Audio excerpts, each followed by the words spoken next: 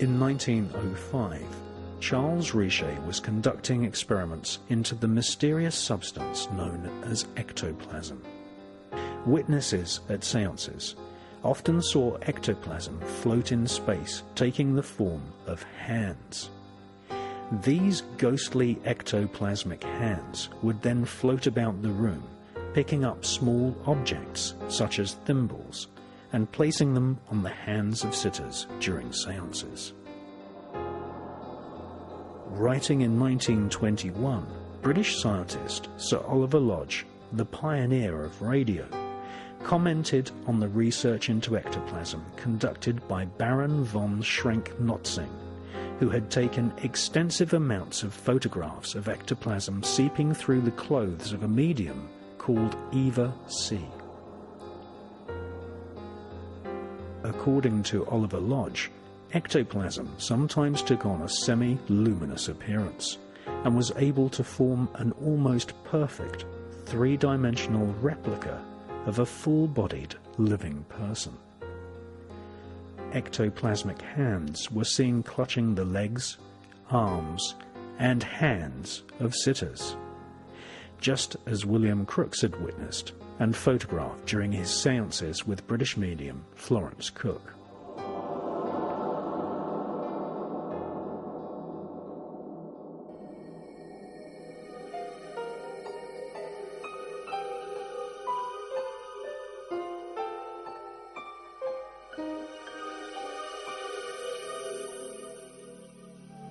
Incredible as it sounds, wax impressions were taken of these ectoplasmic hands, which show real fingerprints. This phenomena was witnessed by John Logie Baird, the Scotsman who took William Crookes's cathode ray tube and combined it with the pioneering research of Sir Oliver Lodge. John Logie Baird used ultra-high frequency or UHF waves to transmit invisible sound and pictures through the air at a frequency so high some said it would affect the spirits who lived in the ether. In the mid-1920s, John Logie Baird also invented noctovision, which was a form of television which could record images in total darkness using infrared rays. In 1926, Sir Oliver Lodge and his daughter visited Baird's laboratory and was extremely impressed by this new invention. John Logie Baird's noctovision would lead him to become involved with experiments into the spirit world.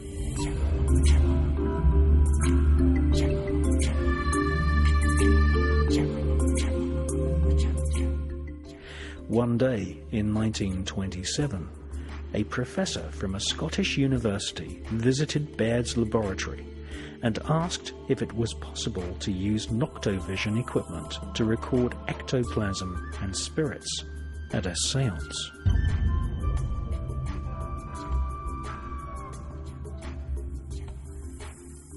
According to John Logie Baird's own memoirs published by the Royal Television Society, Baird immediately agreed to take part in a séance, which was conducted by a medium called Marjorie.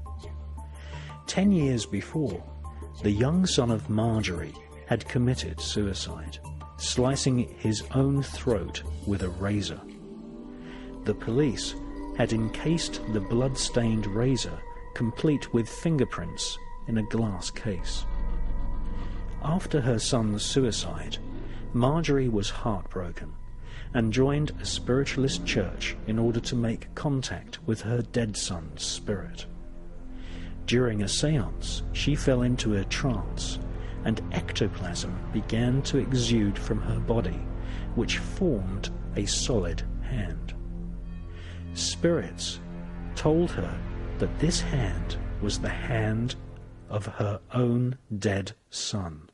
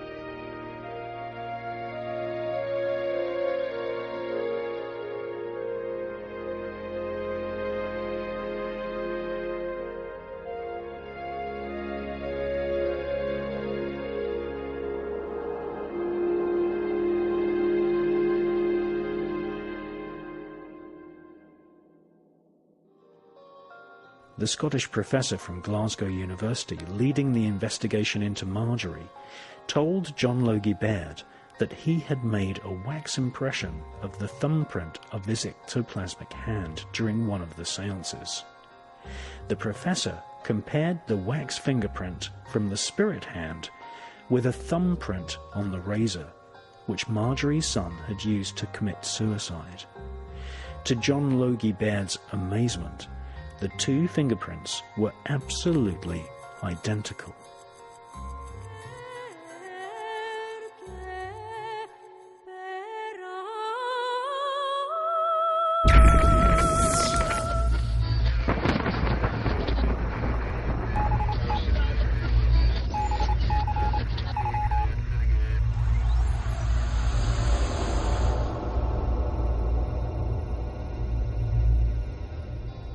This would not be the end of John Logie Baird's extensive involvement in the spirit world. Not long after this incident, the ghost of none other than Thomas Alva Edison, the inventor of the audio phonograph, contacted Baird at a seance. The spirit of Edison tapped out a message in Morse code and told Baird that his Noctovision system would enable the living to speak with the dead. Hello?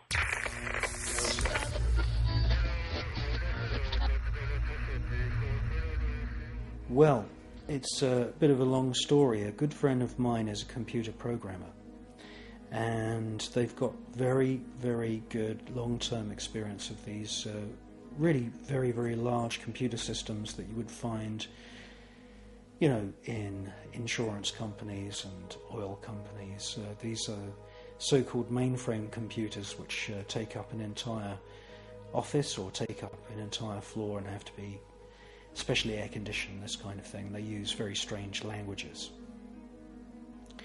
And he told me about a phenomenon called emergent behavior.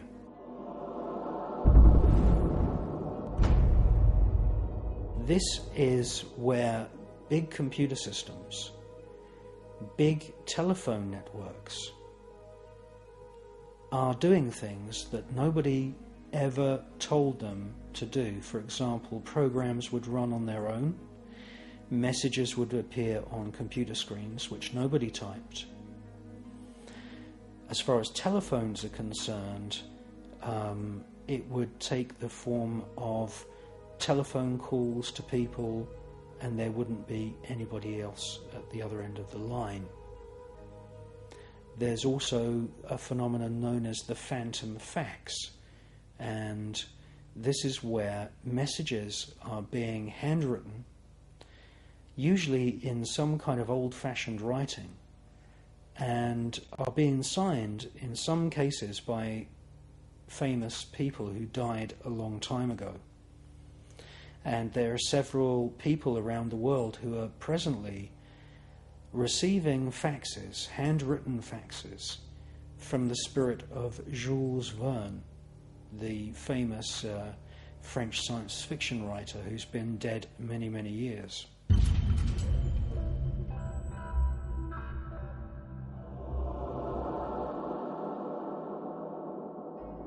I became very, very interested in this emergent behavior because I had a feeling that it wasn't just due to errors in the system. I had followed the research of Sir William Crookes and Sir Oliver Lodge, and they were each pioneers of things like cathode ray tubes and radio waves. And I had come to the conclusion that many of the scientists in the 1900s were of the disposition that spirits could influence very, very tiny particles, such as electrons or photons. And when I heard about emergent behavior, I immediately thought, could this be an example where a spirit is not strong enough to move a physical object? A spirit is not usually strong enough to pick up the receiver on a telephone and move the dial. But could this be, this emergent behavior phenomenon, could it be a symptom of spirits trying to shift electrons down wires?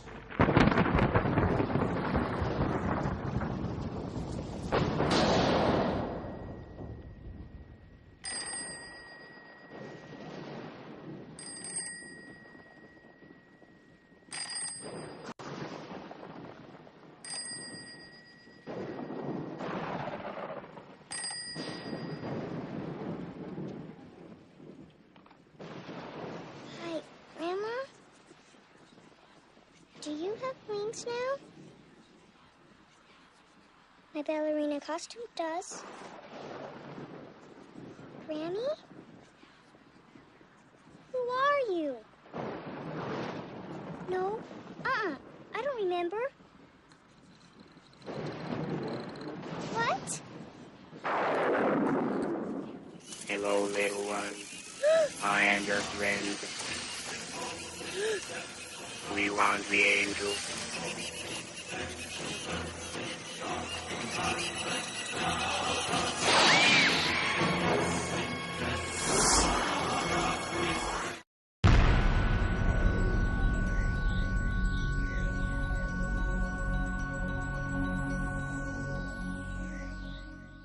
Well, Phone Calls from the Dead is it's a fascinating book.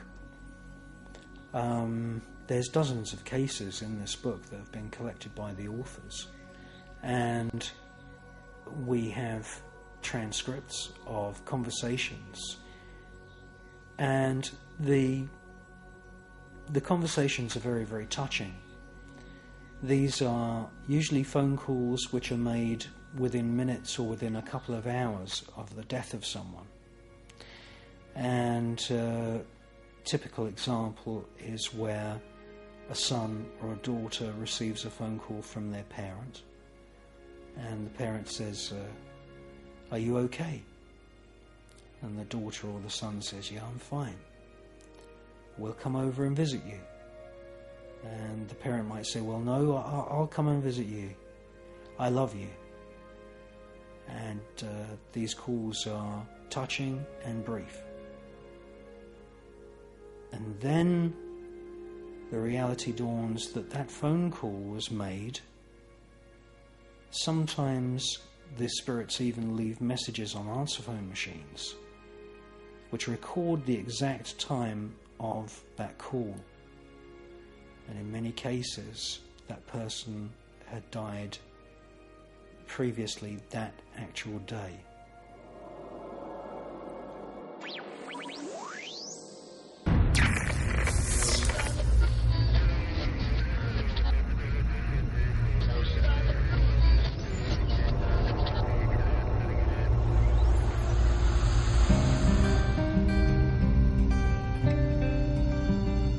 According to documents and memoirs held in the archives of the Edison Company of the United States, American genius Thomas Alva Edison, who invented the electric light bulb, the phonograph record player, and the movie cine camera, designed a machine in the 1920s which could be used to communicate with the spirits of dead people.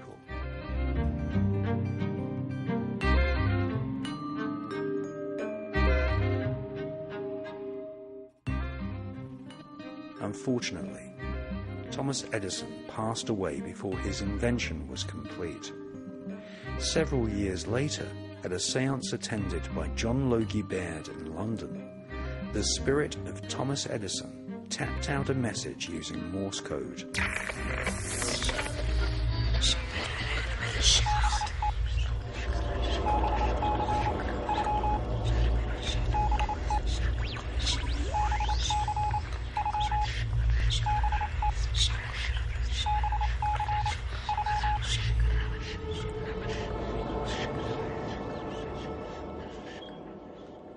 This eerie experience was recorded in John Logie Baird's autobiography, published by the Royal Television Society. The message from the spirit of the dead Thomas Edison told John Logie Baird that Edison was working on his own version of Noctovision, the infrared television system which could record images in the dark. The spirit of Edison told Baird that he had assembled a team of scientists in the spirit world who were working together to help living people speak with their dead relatives.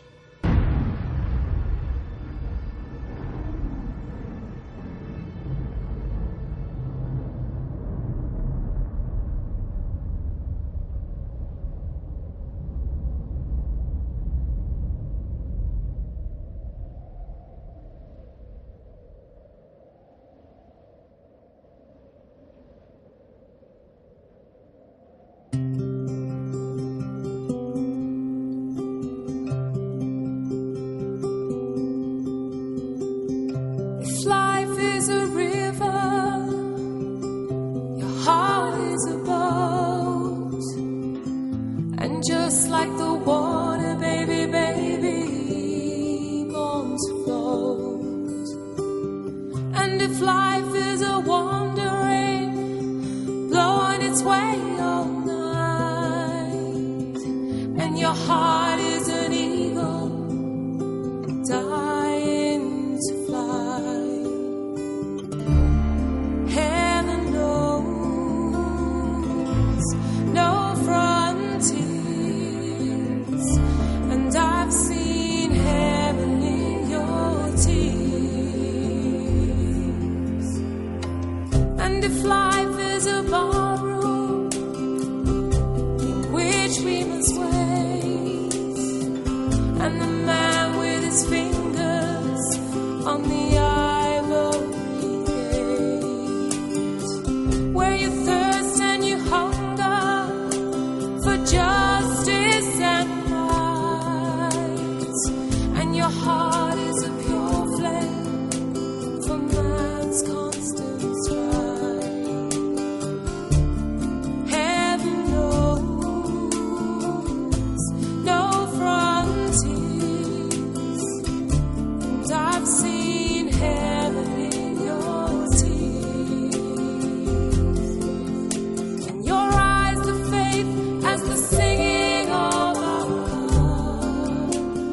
Somehow this black night feels warmer for the spark, feels warmer for the spark. Too honest to the day, fear will lose its grip, and then it's all for peace. Heaven knows no frontiers, and I've seen heaven in your tears. And if life is a ballroom in which we must wait, and the man with his fingers on the ivory gate, where you thirst and you hunger for justice and right, and your heart is a pure flame of man's conscience.